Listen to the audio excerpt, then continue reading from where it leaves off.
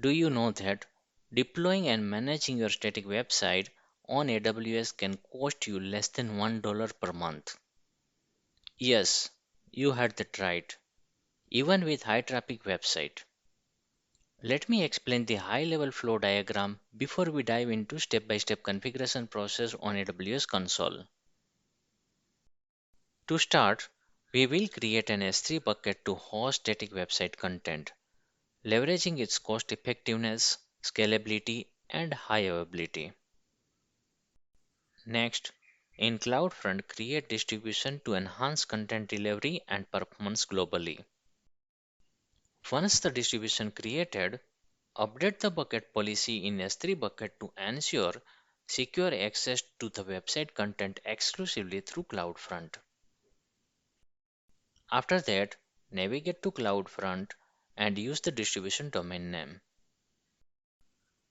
We shall verify the accessibility of application using distributed domain name and complete the testing.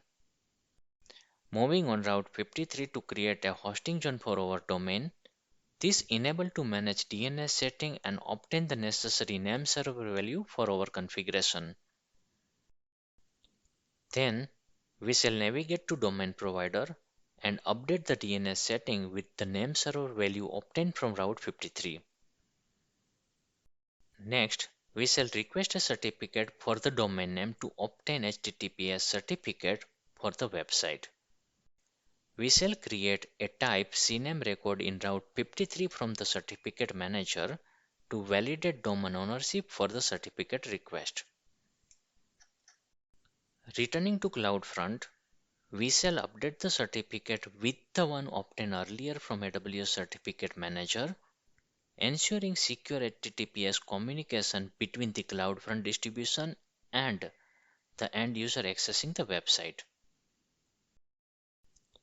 Finally, we shall navigate to the Route 53 hosting zone and create a Type A record to route traffic to the CloudFront distribution.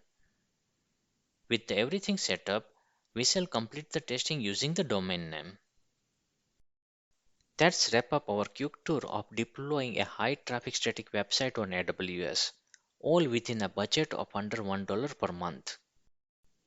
If you found this video helpful, please give us a like and subscribe for more content like this.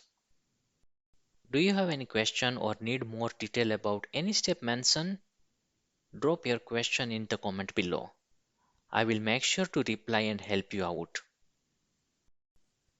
In the next video, I will guide you through each step we discussed today in the flow diagram, implementing them on AWS console so that you can easily do it yourself.